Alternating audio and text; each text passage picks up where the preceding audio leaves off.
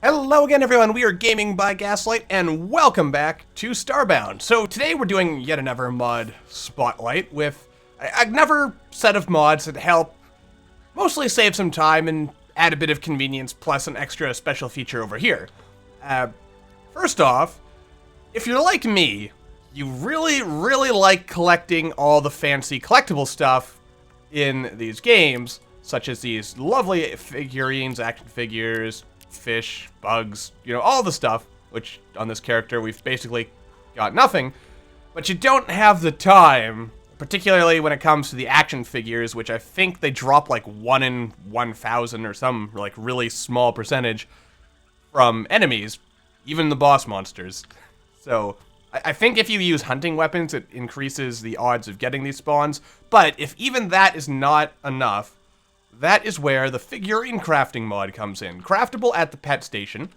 You can then take any creature pod that you might happen to have, and you can transform your friendly pet into an action figure. And then you can sit it down, or, if you have shelving, you can place it on your shelf. And then you don't have to worry anymore. Got a pop top, but you don't know how to get the figurine because the spawn rate is just too low for you? There you go, now you've got yourself a Mother Pop-Top action figure. Want a regular Pop-Top? You got it. Anything that can become an action figure can be turned into an action figure with this figurine crafter. It's awesome, it saves time, it means that all you have to do to get a figurine is to actually see the monster at least once and capture it in a capture pod, and then you're good to go. Similarly, if you like building and unlocking all the blueprints in the game, but you don't have time to go running around looking for blueprints, you can go ahead and use the good old blueprint crafting station, which is crafted here. Let's see. Where are you? Designer. There it is. I'm actually really happy that starting to type in blueprint actually picks us up, but it's called the Designer, and you can make blueprints on it. Want some alien blueprints? There you go.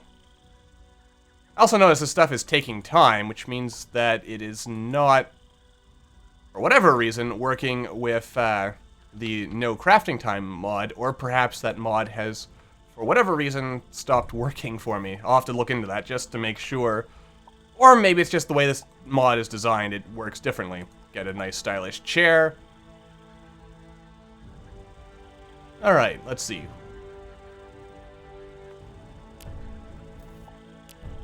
Incidentally, I just kind of want to test this out here.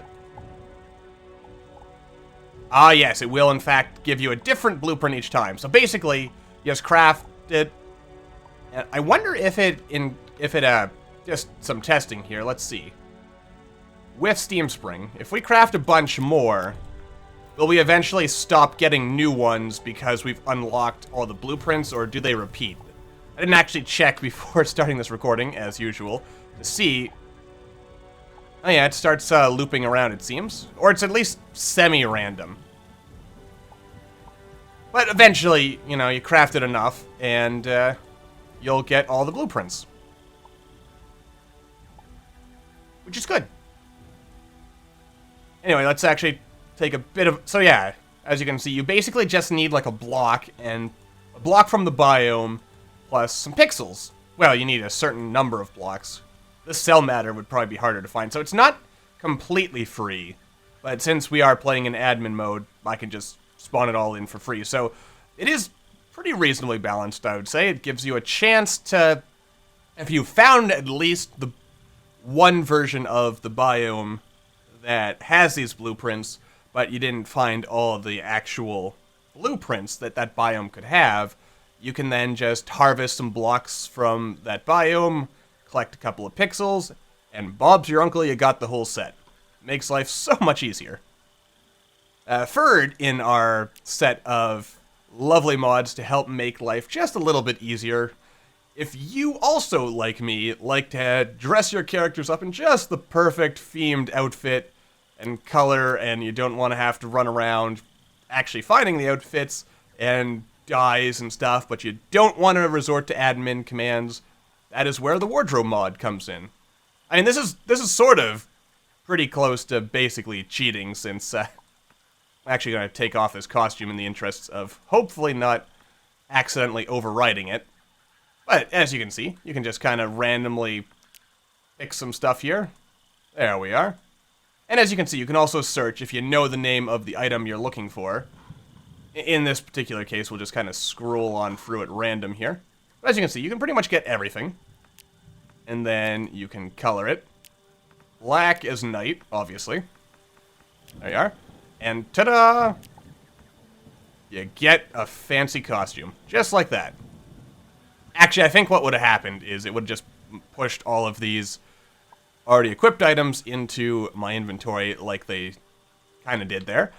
And then, yeah, then you get yourself a nice new costume. I mean, I suppose this is basically... The wardrobe mod is basically tantamount to just straight up using the spawn item command, but it's good if you don't want to actually access the spawn item command for whatever reason. Alright, so that covers all of these lovely little mods to just sort of help with your... just making your life a little bit nicer if you don't want to... or you don't have the time to go around looking for all the stuff that you think would make your character look perfect and fill out your collections, or getting all your lovely furniture. So, really, these are time saver mods. Very, very convenient. And finally, a mod that I just missed fitting in during our last vehicle spot... Excuse me for a second. During our last vehicle spotlight. A lovely tank station mod. Well, this is the crafting table, which you can craft over here. There you are, tank station. And basically how this works... if we turn off admin mode, you'll see that when you first get it, basically the idea is you have to craft all the parts of a tank. So let's actually go ahead and do that. Just so we can pretend we're being legitimate here. There we go. As you can see, then you just craft all these, which allows you to create the tank controller itself. And then there is a Mark II, which requires a tank upgrade, which I'm not seeing appear here, so... I'm not entirely sure how I'm supposed to get that normally just yet. So, I'll just spawn it in for the sake of showing it off. And actually, as per usual, I think we'll go visit Dreadwing to... or maybe the Shockhopper, just to have something to test this on. Let's turn off admin commands, and I will see you guys when we're in our arena of choice. Alrighty then, so here we... Whoa. Really slippery and slidey here. Alright, so here is our USCM tank Mark I.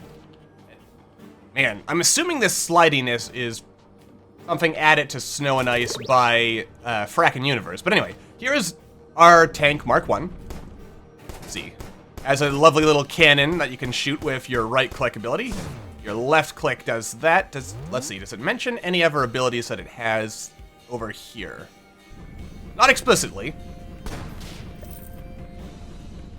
But, as you can see, we can drive around here, have our fancy tank, just blowing stuff up. Excuse me, sir.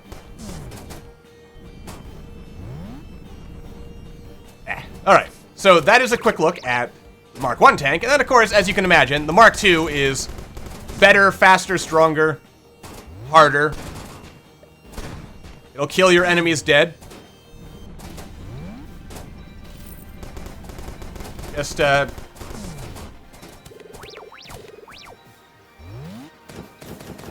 there. Alright. Having a little bit of trouble hitting you there, little guy. Oh, also an interesting thing I forgot to mention is that there is actually a driver's seat and... Whoa. A driver's seat and a passenger seat, and if you have a driver and a passenger, you can actually... Well, I'm actually in the driver's seat right now, but if you hop into the passenger seat, the nifty thing seems to be... Excuse me there, I'm trying to get backwards. I can't get to the right seat now. Typical, really. Yeah, basically, you can have a driver's seat and a passenger seat, and as you can see, if we're in the back seat here, we can drive and we can shoot. So if you have a two-person team here, you can basically drive and shoot, and it makes it very multiplayer friendly. Which is very, very nice indeed. Alright, so that's just a quick look at the functionality of the tank. Just a quick look. We'll do some more examination later, as it's a tank. What's not to love about that? But for now, that's going to do it for this episode, so until the next time, and there are some lovely, lovely mods that we will be spotlighting in future episodes, so look forward to that. But until then, thank you all for watching, I hope you all enjoyed, and I will see you all in the next video.